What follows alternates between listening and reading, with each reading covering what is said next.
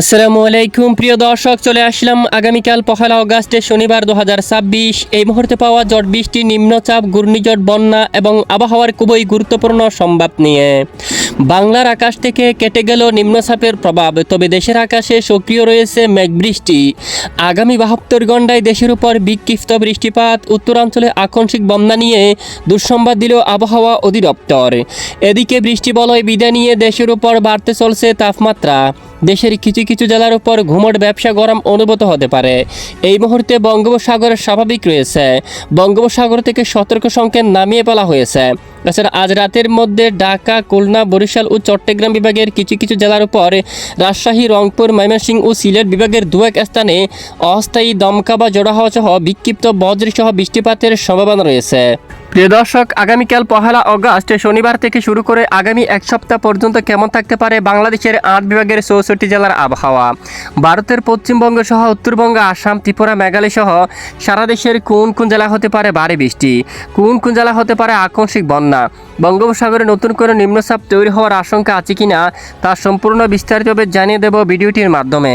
জানতে হলে ভিডিওটি না টেনে শেষ পর্যন্ত দেখবেন। ভালো লাগলে লাইক করে চ্যানেলটি সাবস্ক্রাইব করে পাশের বেল বাটনে ক্লিক করে রাখবেন। আর ভিডিওটি কোন জেলা থেকে লাইভ দেখছেন অবশ্যই কমেন্ট করে জানিয়ে দিবেন। সর্বপ্রথম আমরা সরাসরি চলে আসলাম মেঘমালা উপগ্রহ রাডার স্যাটেলাইট ইমেজের উপর। ইতিমধ্যে আমরা দেখতে পাচ্ছি দেশের আকাশে সক্রিয় রয়েছে মেঘবৃষ্টি। ইতিমধ্যে সারা দেশের বেশ কিছু এলাকায় দেখুন আকাশ মেঘলা রয়েছে। খুলনা, বরিশাল, চট্টগ্রাম বিভাগের বিভিন্ন এলাকায় আকাশ আংশিক মেঘলা সহ পরিষ্কার। ইতিমধ্যে বিকেল বা রাতের মধ্যে মেঘের আনাগোনা শুরু হয়ে গেছে বেশ কিছু অঞ্চল জুড়ে। কিছু কিছু এলাকায় রাতের মধ্যে বিক্ষিপ্ত আকারে বজ্রসহ বৃষ্টিপাত হওয়ার সম্ভাবনা রয়েছে। এদিকে রাজশাহী, রংপুর, ময়মনসিংহ ও সিলেট বিভাগেরও কিছু কিছু এলাকায় বিক্ষিপ্ত আকারে বজ্রসহ বৃষ্টিপাতের সম্ভাবনা রয়েছে। এদিকে ভারতের পশ্চিমবঙ্গের আকাশ মেঘলা থাকতে পারে, সঙ্গে কিছু কিছু এলাকায় বজ্রসহ বিক্ষিপ্ত আকারে বৃষ্টিপাত হওয়ার সম্ভাবনা থাকবে। এই মুহূর্তে বঙ্গোপসাগর স্বাভাবিক অবস্থা রয়েছে। বঙ্গোপসাগর থেকে সতর্ক সংকেত নামিয়ে ফেলা হয়েছে। আগামীকাল শনিবার 1 আগস্ট দেখা যাচ্ছে দেশের বেশ কিছু অঞ্চলে আবারও নতুন করে বৃষ্টিপাত হতে পারে। এরই মধ্যে বর্ষাকালের মধ্যে লালমোহন, চরপেশম, বুরহানুদ্দিন, ভোলা, বরিশাল এই অঞ্চলের দিকে হালকা মাঝারি বজ্রসহ বৃষ্টিপাত হতে পারে। তারপর এদিকে ঢাকা বিভাগের কিছু কিছু অঞ্চলে, তারপর সেনবাগ, মতিরহাট সহ এখানে কিছু কিছু এলাকায় বিক্ষিপ্ত বজ্রসহ বৃষ্টিপাত হওয়ার সম্ভাবনা রয়েছে। আগামী রবিবার 2 আগস্ট নাগাদ বিশেষ করে উত্তরাঞ্চলে হালকা থেকে মাঝারি ধরনের বৃষ্টিপাত হতে পারে। তখন শিবগঞ্জ, তারপর এদিকে বিশেষ করে দেখুন রায়গঞ্জ অঞ্চল, তারপর এখানে বিশেষ করে দেখুন দিনাজপুর, কারলে, সাইদপুর, ঝলঢাকা, দেবীগঞ্জ, বৌদ্ধা, ঠাকুরগাঁও, পঞ্চগড়, শীতলকুচি, দিনহাটা এই অঞ্চলে মাঝারি থেকে বজ্রসহ ভারী বৃষ্টিপাত হওয়ার সম্ভাবনা রয়েছে। একেবারে উত্তরাঞ্চলে বেশ কিছু এলাকায় মাঝারি থেকে ভারী বৃষ্টিপাত হতে পারে। এছাড়া এদিকে ঢাকা সহ দক্ষিণাঞ্চলে আকাশ আংশিক মেঘলা সহ পরিষ্কার থাকতে পারে। এরপরে সোমবার 3 আগস্ট নাগাদ দেখা যাচ্ছে দেশের বেশ কিছু এলাকায় আকাশ আংশিক মেঘলা সহ পরিষ্কার থাকতে পারে। দেশের কিছু কিছু এলাকায় বিক্ষিপ্ত বজ্রসহ বৃষ্টিপাত হতে পারে। তবে আগামী 72 ঘণ্টায় দেশের উত্তর পশ্চিমাঞ্চলে ভারী বৃষ্টি, বিশেষ করে রংপুর বিভাগের অধিকাংশ এলাকায় মাঝারি থেকে ভারী বৃষ্টি হওয়ার কারণে এখানে কিছু কিছু এলাকায় জলবদ্ধতা তৈরি হতে পারে। এরপরে বুধবার 5 তারিখ থেকে যদি আমরা একটু দেখতে পাচ্ছি দেশের আকাশে সক্রিয় থাকতে পারে মেঘবৃষ্টি। পশ্চিমবঙ্গ সহ দেশের বিভিন্ন এলাকায় ক্ষুদ্র ক্ষুদ্র মেঘ জমে বিক্ষিপ্ত আকার বজ্রসহ বৃষ্টিপাত হতে পারে।